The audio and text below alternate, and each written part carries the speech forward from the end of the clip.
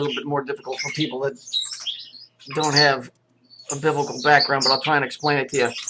They had this commercial. Well, it wasn't a commercial. If it's on Fox, you know, it's already suspect. Okay, so let's look at what this is. So it says you better call Saul, and then of course he's an attorney and whatever. Okay, well, who was Saul? Well, he was the king of Israel. He had to make the decisions because supposedly the Jews were given the choice between having a god or having a king, and they said we want a king. And so supposedly, as the story goes, God said, well, then go fuck yourself. If that's what you want, that's what you get. So anyway, here it says, here's call Saul. Let's see, he's got red hair, and he's pointing at you with the white Masonic glove. Okay, well, as the story goes, this guy got jealous of his kid David, the one that killed Goliath. So then he wanted to kill David because David was basically stealing all his press, as the Joker said in the first Batman. Okay, so what happens is he set out to kill him, and so David fled the scene and went and hid out in the desert. And because of what he was doing, God would no longer talk to Saul. And so he went to a woman that was called the Witch of Endor. Now, if you've heard the word Endor before, it's because they use that in Star Wars. That's where the moon of Endor, that's where the Ewoks lived, remember? So now you're into the teddy bear looking thing that you see with Miley Cyrus. You see how all the shit's connected? So anyway, he goes to the Witch of Endor and he says, hey, listen, God won't talk to me. I want to talk to Samuel, who supposedly was a prophet that had come and talked to Saul before.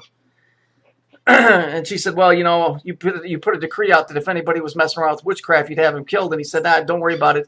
You know, God won't talk to me. I need to talk to Samuel. And she said, okay. So she went through all this bullshit, and all of a sudden Samuel appears, and he says, what the fuck you bothering me for?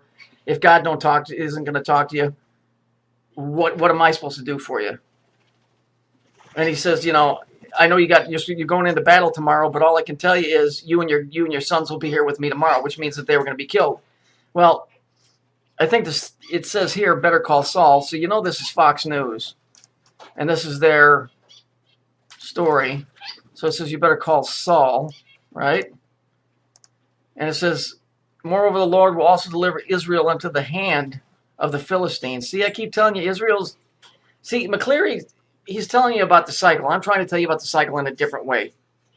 That everything goes round and round. Okay? This destruction of Israel is going to occur. It has to. Moreover, the Lord will also deliver Israel with thee into the hand of the Philistines.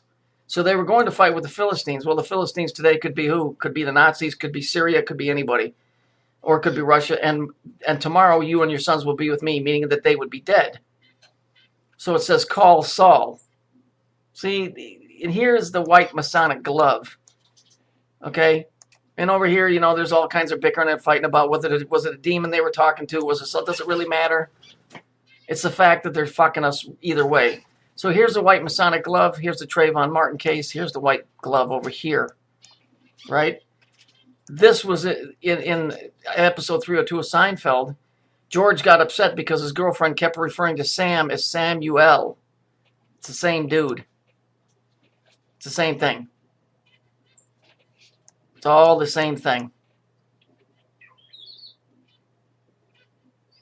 This stuff is happening, but it's not. I don't know how to explain it in a way that makes sense. It already happened, but it's going to happen again. It's a repeating story. And I don't understand why. Well, I guess everybody doesn't get it. But the people that know how this shit works, they must know that the end result will always be the same. Because if there's nothing new under the sun, then the end result can be no different. 2 and 2 will always equal 4. I don't give a fuck where you go in the world. The Trayvon Martin case, they got him sitting here like the hangman or the fool. You know, all of this crap. This means that everybody's involved. This is the thing that I can't get through people's heads. The cops are involved in this. The governments are involved in this. The entire fucking planet is involved in it, except for the people that don't know that it's going on, which is 99% of the humanity. But all the governments are involved in it. They have to be. The chief of police that you see on the news, the cops you see in the pictures, They're all in on it. It's all ancient Babylonian. It's a fucking broken record. It's the same fucking thing. I don't know how this works. They must have to swear an oath of allegiance that, we're just going to play these things out as they go and we'll pretend like they're real. I don't know.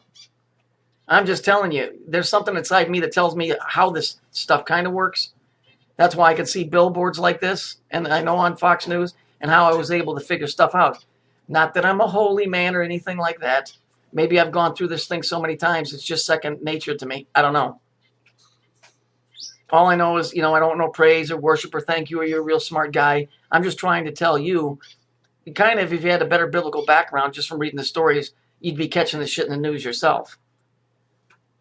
Star Wars, the most poignant scene in that fucking movie is when Darth Vader tells Luke Skywalker, "I'm your father." So here you got a guy, big 6'6" guy dressed in satin alien black, wearing a Nazi helmet, speaking through a Masonic triangle, telling a little white guy, "I'm your dad. I'm your father." The dude that's supposed to be the horde guy is really your pops. And then, of course, he freaks out, but then later on he finds out it's true. And then what does he tell him? He says, "Well, join me, and together we can defeat the emperor." See, that we ain't got to that point yet. But the point where this is going to come up, where you're going to be faced with, "I'm your father," not this dude that you've been taught in the church. See, in the church, they're telling you that that's your father. That's the problem here. Because there's a division between who people think God is here and who God really is here. And I don't give a fuck who gets mad at me, because if you look at it real close, you'll find out that Darth Vader is the father here. That's a fact. That guy runs this prison, or that woman, whatever you want to call it, the he, she, whatever. It can play both roles. It's running the show here.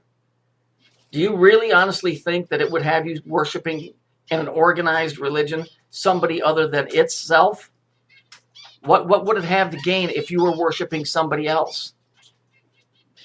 You'd have the option to, but you've already been conned and swindled into worshiping somebody else. See, that's the difference. This is what they don't teach you in the church. That's why it's a tax-exempt organization, because they have strict guidelines what they can teach. And so if you never read outside the lines or read in between the lines, you're never going to figure it out that you've been conned into worshiping somebody other than what you've already assumed in your head. That's how the game is played. Some people are going to get upset and say, "Oh, that's terrible, you're evil." No, I'm not. It's common sense. If there's two factions on this planet, what in the world makes you think that the one that runs this place, that's opposed supposedly by storyline against the father, what makes you think that he's going to sit down here and advertise for that guy? Wouldn't it be easier to make it assume that he's advertising for that guy, but really twisting it slightly so that you're really always worshiping him? I'll give you an example. Radio Shack makes crap products. Shitty products. All through the 70s and 80s, their stuff is garbage. Everybody wanted a Pioneer stereo. Oh, Pioneer, they're the best on the business, blah, blah, blah. Radio Shack made the parts for Pioneer. Only the name was changed. It was still the same model. You get it in your head?